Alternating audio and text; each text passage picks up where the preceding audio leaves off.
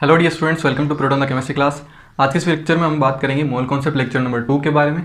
Lecture number first में हमने ये देखा था कि मोल क्या होता है, ठीक है। फिर हमने बात की थी एटॉमिक मास क्या होता है, रिलेटिव एटॉमिक मास क्या होता है, मोलिकुलर मास और रिलेटिव मोलिकुलर मास के बारे में हमने डिस्कस किया था, ठीक है। एटॉमिक मास यूनिट क्या होती है और हम किस तरीके से इसको डिफाइन करते हैं, वो सब चीज़ें हमने कंप्लीट की थी, राइट। सो आज के इस वीडियो के अंदर हम बात करेंगे कि जो मोल के 3 फॉर्म्स होते हैं, वेट फॉर्म, वॉल्यूम फॉर्म और नंबर फॉर्म, हम किस तरीके से कैलकुलेट कर सकते हैं और उनके फॉर्मूलाज क्या होते हैं, राइट। इसके बारे में हम डिस्कस करेंगे। तो अभी से हम कैलकुलेशन पार्ट को स्टार्ट करने वाले हैं आज से ही, राइट। तो स्टार्ट करते हैं अपना नया लेक्चर, चलिए। तो देखो, अगर हम बात करें मोल की, तो मोल के 3 फॉर्म्स होते हैं। फर्स्ट आता है वेट फॉर्म, ठीक है, कि हम मोल से या फिर अगर आपको किसी भी चीज़ का वेट दे रखा है, सपोज आपको 500 ग्राम सोडियम दे रखा है और उस 500 ग्राम सोडियम के अंदर नंबर ऑफ मोल कैलकुलेट कर रहे हैं, हम किस प्रकार से कैलकुलेट कर सकते हैं, किस तरीके से कैलकुलेट कर सकते हैं, वो हम चीज़ें देखेंगे, राइट। तो बहुत ही सिंपल है इसके लिए। देखो, इसका जो फॉर्मूला होता है वो होता है आपका mole is equal to weight of given substance, weight of given substance upon में मोलिकुलर वेट। कई बार हम इसको मोलर मास भी बोलते हैं, ठीक है। जब आपको एटम दे रखा तो एटॉमिक वेट यूज़ करेंगे और मोलिकुलर वेट मोलिक्यूल दे रखा तो ये आपका हो गया वेट ऑफ गिवन सब्सटेंस, जो कि आपको जो भी सब्सटेंस दे रखा है, जैसे फॉर एग्जांपल आपको 500 ग्राम सोडियम दे रखा है, ठीक। तो उसका जो मोलिकुलर वेट होगा उसको उससे डिवाइड करके आप क्या निकाल सकते हो, मोल निकाल सकते हो, राइट। जैसे फॉर एग्जांपल करते हैं, सपोज आपके पास 4.4 ग्राम क्या है, आपके पास CO2 गैस है, ठीक है। 4.4 ग्राम आपके पास में CO2 गैस है और इसमें आपको नंबर ऑफ मोल कैलकुलेट करना है। नंबर ऑफ मोल, कितने नंबर ऑफ मोल्स प्रेजेंट होंगे 4.4 ग्राम CO2 गैस के अंदर। तो इसमें आपको एक चीज़ ध्यान में रखनी होगी कि आपको मोलिकुलर वेट जो है वो याद होना चाहिए, ठीक है, जो नॉर्मल है। जैसे फॉर एग्जांपल CO2 हो गया, H2 हो गया, ठीक है, ग्लूकोज का हो गया, शुगर का हो गया, ठीक है, HNO3 का हो गया, या फिर अगर हम बात करें आपके HCl का हो गया। तो ये भी जो मेन आपके कंपाउंड्स हैं या फिर मोलिक्यूल्स हैं, उनका आपको पता होना चाहिए, राइट। सो अगर हम बात करें कैसे मोलिकुलर वेट कैलकुलेट कर सकते हैं, ठीक है, तो इसमें हमें क्या करें, जैसे फॉर एग्जांपल CO2 का देखते हैं। CO2, अगर हमें CO2 का मोलिकुलर वेट कैलकुलेट करना है तो हम कैसे करेंगे, कार्बन का कितना होता है 12 होता है, प्लस ऑक्सीजन का 1 का कितना होता है 16 होता है, 16 इंटू 2 इक्वल्स टू 32, तो ये आ जाएगा आपका 44, ठीक है। तो देखो, आपको 4.4 ग्राम दे रखे हैं, तो मोल कैसे कैलकुलेट करोगे, mole is equal to 4.4 divided by 44, ये आ जाएगा आपका 1/10, ठीक है, यानी 0.1 मोल। यानी 4.4 ग्राम CO2 गैस के अंदर नंबर ऑफ मोल्स कितने हैं, 0.1 मोल्स प्रेजेंट है, ठीक है। तो एकदम बेसिक सा क्वेश्चन था, बट आपको ये एक्सप्लेन करना था कि इस फॉर्मूले को हम यूज़ कैसे कर सकते हैं, ठीक है। एग्जामिनेशन में इस टाइप के क्वेश्चन नहीं आएंगे, इवन इन तीनों फॉर्मूले से डायरेक्ट क्वेश्चन कभी भी नहीं आते। आप अगर कॉम्पिटिटिव एग्जाम के पैटर्न को देखो तो, ठीक है, ये सारे के सारे इनडायरेक्ट रूप के अंदर पूछे जाएंगे आपसे, कहीं ना कहीं इनका यूज़ होगा, फिर उसको कॉम्प्लेक्स क्वेश्चन बना करके आपको रिप्रेजेंट किया जाएगा और आपसे पूछा जाएगा, राइट। बट हमें ये पता होना चाहिए कि हम इन फॉर्मूला को यूज़ कैसे कर सकते हैं, ठीक है। तो इस तरीके से हम यूज़ कर सकते हैं। सेकंड आता है, ये आपका फर्स्ट, सेकंड आता है आपका वॉल्यूम फॉर्म। सो देखो, वॉल्यूम, अगर आपको वॉल्यूम दे रखा है किसी भी गैस का या फिर किसी भी चीज़ का, किसी भी सब्सटेंस का, ठीक है, तो उससे हम किस तरीके से मोल कैलकुलेट कर सकते हैं वो हम देखते हैं, राइट। तो देखो, आप लोगों ने पढ़ा होगा कि एक आइडियल गैस इक्वेशन होती है, ठीक है। आइडियल गैस इक्वेशन क्या होती है, PV is equal to nRT, जिसमें P जो होता है वो प्रेशर होता है, जो भी गैस का प्रेशर है, V होता है वॉल्यूम, जो कि गैस का जो वॉल्यूम है, N होता है आपका नंबर ऑफ मोल, R होता है कांस्टेंट और T होता है टेम्परेचर, ठीक। देखो, अगर हमारे पास में 1 मोल गैस है, ठीक है, अगर हमारे पास में 1 मोल गैस है तो उस 1 मोल गैस का वॉल्यूम कितना होगा, उसको हम बोल देंगे मोलर वॉल्यूम, ठीक है। तो 1 मोल गैस का जो वॉल्यूम होगा, या अगर हम बात करें वॉल्यूम ऑफ 1 मोल गैस, तो वो कितना होगा, मोलर वॉल्यूम, ठीक है। जैसे सपोज हमारे पास में 1 मोल कोई भी मॉलिक्यूल्स है या फिर 1 मोल कोई भी सब्सटेंस है, तो उसका वेट क्या होगा, उसको हम किस में कैलकुलेट करेंगे, मोलर वेट के अंदर, ठीक है, उसको हम मोलर वेट बोल देंगे। तो इसके अंदर हम मॉडिफिकेशन करते हैं इस फॉर्मूले के अंदर, इस इक्वेशन के अंदर। तो P प्रेशर तो वही रहेगा, अब V की जगह क्या आ जाएगा, VM, क्योंकि हम 1 मोल गैस पर स्टडी कर रहे हैं। अब देखो, N क्या होता है, N होता है नंबर ऑफ मोल, तो यहाँ पे कितना आ जाएगा 1 मोल, क्योंकि हम 1 मोल गैस की स्टडी कर रहे हैं, तो यहाँ पे 1 आ जाएगा, इंटू R होता है कांस्टेंट, इंटू में T, तो ये क्या आ जाएगा, PV m is equal to R T. अब हमें वी एम चाहिए क्योंकि हमें वॉल्यूम कैलकुलेट करना है, ठीक है, वॉल्यूम का रिलेशन बनाना।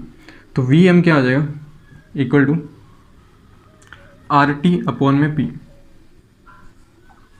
ठीक है, ये इक्वेशन आ गया। अब इसके अंदर जब हम इसकी वैल्यू पुट करेंगे तो यहाँ पे दो कंडीशन आती है। एक आती है आपकी एन टी पी पर, जिसको हम बोलते हैं नॉर्मल टेम्परेचर प्रेशर, और एक आती है आपकी एस टी पी, जिसको हम बोलते हैं स्टैंडर्ड टेम्परेचर प्रेशर, ठीक है। बेसिकली जब आपको क्वेश्चन के अंदर नहीं दिया जाता कि N T P equation, N T P situation है या फिर एस टी पी है, तो आपको हमेशा एन टी पी कंडीशन को ही मानना है, ठीक है। अगर उसमें एस टी पी दे रखा होता है, बस सिर्फ और सिर्फ उसमें डाटा चेंज होगा, बाकी फॉर्मूला सेम रहता है। कैसे होगा मैं आपको बता देता हूँ। देखो,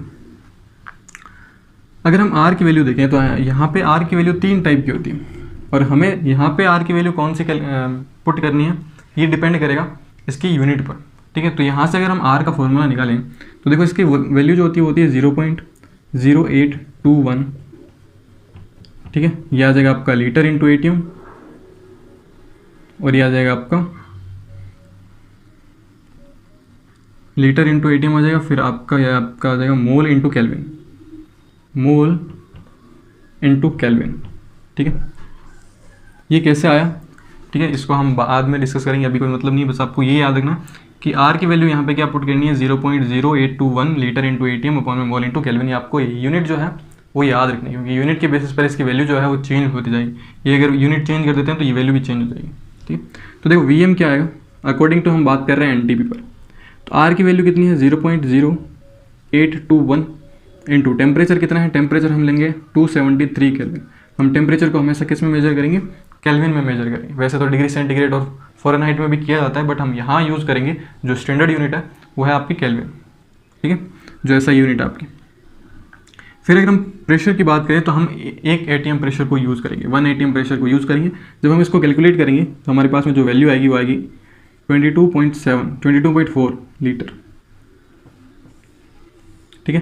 तो मोलर वॉल्यूम की जो वैल्यू आएगी वो कितनी आएगी, 22.4 लीटर, यानी एक मोल के अंदर इतना लीटर आपके पास में प्रेजेंट होगा, ये आपका मोलर वॉल्यूम रहेगा, ठीक है। अगर आपसे एस टी पी पर पूछा जाता है तो कुछ नहीं करना है, बस यहाँ पे वैल्यू चेंज हो जाएगी, V M is to 22.7 litre, right. ये आपका हो जाएगा एन टी पी पर। जब आपको नहीं बोला जाता है तो आपको एन टी पी कंसिडर करना है, और अगर बोला जाता है कि एस टी पी है तो आपको एस टी पी कंसिडर करना है, ठीक है। बस 22.4 की जगह आपको क्या यूज़ करना है, 22.7 यूज़ करना है। सिर्फ और सिर्फ कैलकुलेशन में चेंज आएगा और बाकी फॉर्मूला सेम रहेगा, ठीक है। अब देखो फॉर्मूला क्या बनेगा, mole is equal to volume of substance, volume of substance upon में मोलर वॉल्यूम, ठीक है। ये दोनों ही किस में लिए जाएंगे, लीटर में लिए जाएंगे, ध्यान रखना। ये भी लीटर में होगा और ये भी लीटर में होगा, ठीक है। पहले आपको किस में कन्वर्ट करना पड़ेगा, एमएल के अंदर कन्वर्ट करना पड़ेगा, क्योंकि जब भी हम केमिस्ट्री के एक्सपेरिमेंट करते हैं तो हम एमएल के अंदर यूज़ करते हैं। ऐसा नहीं कि हम एक लीटर ले लेते हैं, ठीक है, 1 litre ammonia, 1 litre CO2, 1 litre, ठीक है, NaCl, हम इस तरीके से नहीं लेते हैं। कभी लीटर के अंदर हम एक्सपेरिमेंट नहीं करते, हम एमएल के अंदर करते हैं। बहुत ही कम अमाउंट के अंदर हम एक्सपेरिमेंट करते हैं ताकि हमें एक एक्यूरेट रिजल्ट हमें मिल सके, ठीक है। तो देखो इसका एक और फॉर्मूला हम ऐसे कर सकते हैं, इसकी वैल्यू पुट करके तो आ जाएगा वॉल्यूम अपॉन में 22.4। ये आपका किस पर हो जाएगा, एनटीपी पर हो जाएगा, और यही आपको मोस्टली यूज़ करना होता है, ठीक है। तो ये वॉल्यूम फॉर्म आपका रह जाएगा, ठीक है। फिर अगर हम बात करें नंबर फॉर्म की, बहुत ही सिंपल है नंबर फॉर्म, मैं यहाँ पे लिख देता हूँ, उसका कोई भी डेरिवेशन नहीं है, सीधा के सीधा आपको याद रखना है नंबर फॉर्म। तो मोल इज इक्वल टू हो जाएंगे, आपको किसी भी सब्सटेंस के नंबर दे रखे हैं, जैसे फॉर एग्जांपल आपको दे रखा है 2 × 10⁻⁻15, ठीक है, फिर 2 × 10⁻15 मोलिक्यूल्स दे रखे हैं, ठीक है। तो उसमें आपको बताना है कि कितने उसके मोल्स होंगे। तो नंबर ऑफ सब्सटेंस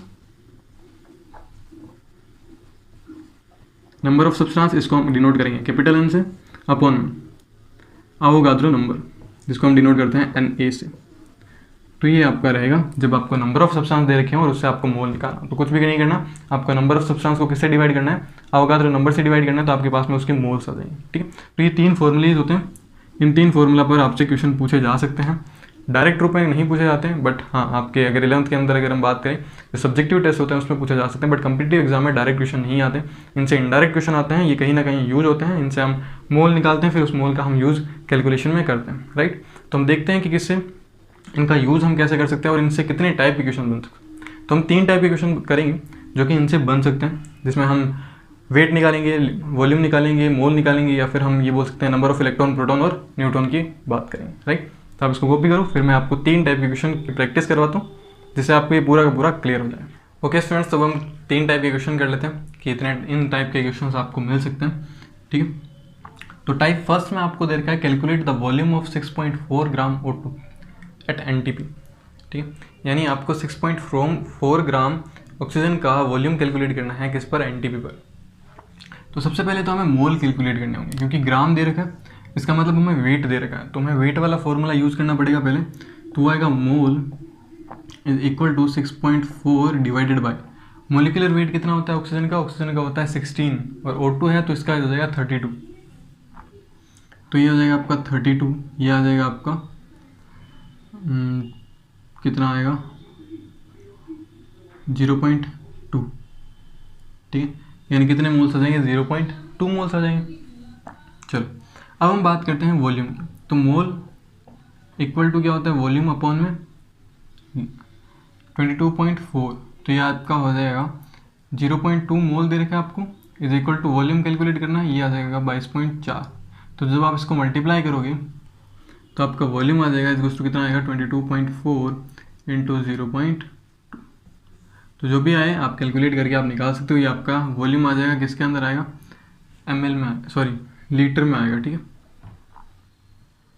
और इसको ml में भी कैलकुलेट कर सकते हो, ठीक है, कन्वर्ट कर सकते हैं लीटर टू ml में, ठीक है। तो इस टाइप के क्वेश्चन आपसे पूछे जा सकते हैं कि आपको नंबर दे रखा होगा, आपको वेट दे देगा, पूछ लेगा, या फिर वेट दे करके आपको वॉल्यूम पूछ सकता है, जैसा कि इसमें दिया गया, राइट।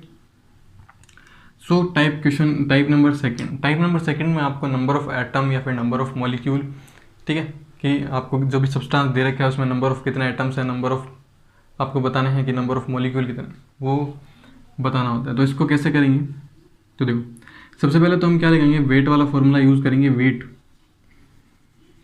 तो मोल इससे आ जाएगा, मोल इज इक्वल टू होता है आपका वेट 3.6 अपॉन में। अब देखो मोलिकुलर वेट हमें किसका निकालना है, ग्लूकोज का निकालना है। तो ग्लूकोज क्या होता है, ग्लूकोज होता है C6H12O6, ये आपका इसका मोलिकुलर वेट होता है, आपको याद रखना है 180 होता है, ठीक है। ग्लूकोज का मोलिकुलर वेट कितना होता है, 180 होता है, आपको याद रखना है, ठीक है, बहुत जगह काम आता है ग्लूकोज। तो 3.6 डिवाइडेड बाई 180 हो जाएगा, तो ये आपका कितना आ जाएगा, ये भी आ जाएगी, तो कितना आएगा 0.02 आ जाएगा, ठीक है। तो इतना आपके पास में मोल आ गया। अब इस मोल का यूज़ हम करेंगे नंबर निकालने के अंदर। तो देखो ये आपका आ जाएगा, बहुत ही सिंपल है इससे निकालना। देखो 0.02 आपके पास में मोल है, तो इसको आपको नंबर निकालना है, तो n/na करोगे, na यहाँ पे डिवाइड में चला जाएगा, नंबर लिखने की रिक्वायरमेंट नहीं रहेगी। तो आपके पास में कैपिटल N की वैल्यू क्या आ जाएगी, 0.02 Na। तो ये आपके पास में नंबर ऑफ एटम्स होंगे। अब आपको निकालना है कि कार्बन कितना होगा, ऑक्सीजन कितना होगा, हाइड्रोजन कितना होगा, या फिर O2 मॉलिक्यूल कितना होगा, H2 मॉलिक्यूल कितना होगा, राइट। तो देखो इसमें कार्बन कितना है, 6 है, तो इसको मल्टीप्लाई कर देंगे 6 से। तो कार्बन के लिए क्या आएगा 0.02 इंटू 6, ठीक है, ये आ जाएगा आपका 0.12 Na। सिंपल है। ऑक्सीजन का निकालना है, ऑक्सीजन कितना होता है 6 होता है, तो ये भी आ जाएगा 0.02 into 6 is equals to 0.12 Na। फिर अगर आपको हाइड्रोजन का निकालना है तो ये आपका आ जाएगा 0.02 इंटू 2 इंटू 12, ये आ जाएगा 0.24 Na, ठीक है। तो बहुत ही सिंपल है। सबसे पहले आपको क्या करना है, सबसे पहले अगर आपको वेट दे रखा है तो आप मोल निकालो, मोल से आप नंबर ऑफ मॉलिक्यूल निकालो, फिर आपको जो भी दे रखा है एटम उसके लिए आप निकालो, जो आपका आता है उसको उसके नंबर ऑफ एटम से मल्टीप्लाई कर दो। यहाँ पे कार्बन 6 है तो हमने इसको कार्बन जितने भी हैं उससे मल्टीप्लाई कर दिया। अगर हाइड्रोजन 12 है तो उसको हमने 12 से मल्टीप्लाई कर दिया, ऑक्सीजन 6 है तो उसको 6 से मल्टीप्लाई कर दिया, ठीक है। तो ये तो आ गए आपके एटम्स। अब हम बात करते हैं मॉलिक्यूल के बारे में। अगर आपको O2 निकालना है तो देखो अगर 6 ऑक्सीजन है तो इसको अगर हम O2 मॉलिक्यूल देखें तो कितने होंगे, 3 होंगे। 3 इंटू 0.02 Na आ जाएगा, ठीक है। तो ये कितना आ जाएगा 0.06 Na, सिंपल है। फिर अगर हम बात करें H2 की तो यहाँ पे कितना आ जाएगा 3 इंटू 0, सॉरी हाइड्रोजन 12 है तो H2 कितना हो जाएगा 6 इंटू 0.02 Na कितना आ जाएगा 0.12 Na आ जाएगा, ठीक है। तो इस तरीके से आपको नंबर ऑफ एटम पूछ सकता है, नंबर ऑफ मॉलिक्यूल पूछ सकता है। तो इस तरीके का ये होता है आपका टाइप सेकंड। इस तरीके से आप कैलकुलेट कर सकते हो, इस तरीके से आप इस फॉर्मूले को यूज़ कर सकते हो। फिर जो लास्ट थर्ड टाइप का आता है आपका क्वेश्चन, उसमें आता है आपको नंबर ऑफ इलेक्ट्रॉन पूछ सकता है, number of proton, number of neutron पूछ सकता है, नंबर ऑफ न्यूक्लियॉन्स पूछ सकता है और फंडामेंटल पार्टिकल भी पूछ सकता है। वो हम कैसे करते हैं देखो, calculate the number of electron, proton and neutron and nucleons and fundamental particle in 8.8 gram CO2। तो सबसे पहले हम वही यूज़ करेंगे, मोल इक्वल टू वेट कितना है 8.8 ग्राम अपॉन में CO2 का कितना होता है 4.4, ये आ जाएगा आपका 0. तो ये आ जाएगा आपका 2, सॉरी सर, तो ये आपका आ जाएगा 44 होता है ना, तो ये आपका आ जाएगा 0.2, ठीक है। तो 0.2 आ जाएगा, इतना आपके पास में मोल है। अब आपको क्या पता करना है, number of electron, number of proton और नंबर ऑफ न्यूट्रॉन को कैलकुलेट करना है। तो सबसे पहले आप यहाँ देखो, कार्बन, ऑक्सीजन, कार्बन के पास में इलेक्ट्रॉन कितने होते हैं 6 होते हैं, ऑक्सीजन के पास में इलेक्ट्रॉन कितने होते हैं 8 होते हैं। अभी देखो इस पर कोई भी चार्ज नहीं है तो इसमें प्रोटॉन वोटॉन या फिर इलेक्ट्रॉन चेंज नहीं होंगे, ठीक है। जितने नंबर ऑफ इलेक्ट्रॉन है उतने ही प्रोटॉन होंगे, तो प्रोटॉन इसके पास में भी 6 होंगे, इसके पास 8 होंगे, न्यूट्रॉन भी उतने ही सेम होंगे, 6 इसके पास हैं और इसके पास 8 है, ठीक है। इसको मल्टीप्लाई 2 कर देंगे क्योंकि हमारे पास में ऑक्सीजन कितने हैं 2 है, तो ये कितने हो जाएंगे आपके, ये आपके हो जाएगा 22, ये भी आपका कितना हो जाएगा 22, ये भी आपका कितना हो जाएगा 22, सिंपल है। अब देखो हमारे पास में मोल आ गया, तो मोल से हम क्या कैलकुलेट करेंगे, नंबर कैलकुलेट करेंगे। तो ये सिंपल सा फॉर्मूला है, तो इसके पीछे हम Na लगा देंगे तो हमारे पास में N आ जाएगा, तो N इज कितना आ जाएगा 0.2 Na, राइट, सिंपल है। अब देखो हमारे पास में क्या कैलकुलेट करना है, नंबर ऑफ इलेक्ट्रॉन कैलकुलेट करना है। तो नंबर ऑफ इलेक्ट्रॉन CO2 में कितना है 22, तो इलेक्ट्रॉन आ जाएंगे आपके 0.2 × 22 Na, जो भी मल्टीप्लाई करके जो भी रिजल्ट आता है वो इसका इलेक्ट्रॉन आ जाएगा। फिर प्रोटॉन की अगर हम बात करें तो कितना आएगा 0.2 × 22 Na। फिर अगर हम बात करें न्यूट्रॉन की तो कितना आएगा 0.2 × 22 Na। फिर अगर हम बात करें, देखो न्यूक्लियॉन्स, न्यूक्लियॉन्स क्या होता है, न्यूक्लियॉन्स होता है number of proton, number of neutron, तो प्रोटॉन प्लस न्यूट्रॉन, ठीक है, तो कितना आएगा 44 × 0.2 Na, ये आपका क्या आ जाएगा न्यूक्लियॉन्स आ जाएगा। फिर अगर हम बात करें फंडामेंटल पार्टिकल्स की, तो फंडामेंटल पार्टिकल्स क्या होते हैं, न्यूट्रॉन, प्रोटॉन और इलेक्ट्रॉन, ये तीनों के तीनों फंडामेंटल पार्टिकल्स होते हैं। तो 40 ये आ जाएगा 22 यानी 66। तो अगर हम बात करें फंडामेंटल पार्टिकल की, फंडामेंटल पार्टिकल, तो फंडामेंटल पार्टिकल आपका आ जाएगा 66 × 0.2 Na, तो ये 13.2 के आसपास आएगा इसकी वैल्यू। तो इस तरीके से आपको 3 टाइप के क्वेश्चन पूछे जा सकते हैं, जिसमें आपको वेट से वॉल्यूम पूछ सकता है, वॉल्यूम से नंबर पूछ सकता है, ठीक है। फिर सेकंड टाइप का आता है आपके पास में, जिसमें आपसे नंबर ऑफ एटम पूछ सकता है, नंबर ऑफ मॉलिक्यूल पूछ सकता है, और थर्ड टाइप का आता है जिसमें आपसे नंबर ऑफ इलेक्ट्रॉन, प्रोटॉन और न्यूट्रॉन या फिर न्यूक्लियॉन्स पूछ सकता है या फिर फंडामेंटल पार्टिकल पूछ सकता है, ठीक है। तो अभी हम बेसिक्स कवर कर रहे हैं, ठीक है, क्योंकि बेसिक्स कवर करना जरूरी है। सीधा आप डायरेक्ट जो है वो हार्ड क्वेश्चन पर जंप नहीं कर सकते, फिर आप क्वेश्चन नहीं आएंगे तो आपको डिमोटिवेशन होगा और आपको उस चैप्टर में इंटरेस्ट नहीं आएगा। इसीलिए हम बेसिक्स टाइप के क्वेश्चन पहले कर रहे हैं। ये सारे के सारे बेसिक क्वेश्चन हैं, ये आपको डायरेक्टली कहीं नहीं पूछे जाएंगे, सब्जेक्टिव एग्जामिनेशन में पूछे जा सकते हैं, बट ठीक है, बट ऑब्जेक्टिव क्वेश्चंस के अंदर आपको कभी भी देखने को नहीं मिलेंगे, राइट। बट फिर भी इसको कवर करना इंपॉर्टेंट है। नेक्स्ट क्लास में हम बात करेंगे एम्पेरिकल फॉर्मूला के बारे में, ठीक है, जो मिनिमम एटॉमिक मास है उसको हम कैसे कैलकुलेट कर सकते हैं उसके बारे में, लिमिटिंग रिएजेंट और ठीक है उसके बारे में हम डिस्कस करेंगे। ओके, आई होप आपको ये वीडियो पसंद आया होगा। अगर आपको वीडियो पसंद आया तो प्लीज़ वीडियो को लाइक कीजिए, शेयर कीजिए, प्रोटॉन द केमिस्ट्री क्लास को सब्सक्राइब कीजिए, पास में जो बेल आइकन है उसको प्रेस कर लीजिए ताकि आने वाले मोल कॉन्सेप्ट की वीडियोस आप कभी भी मिस ना करो, आपके पास जल्द से जल्द नोटिफिकेशन आ जाए। ओके, मिलते हैं नेक्स्ट वीडियो के अंदर, तब तक के लिए गुड बाय।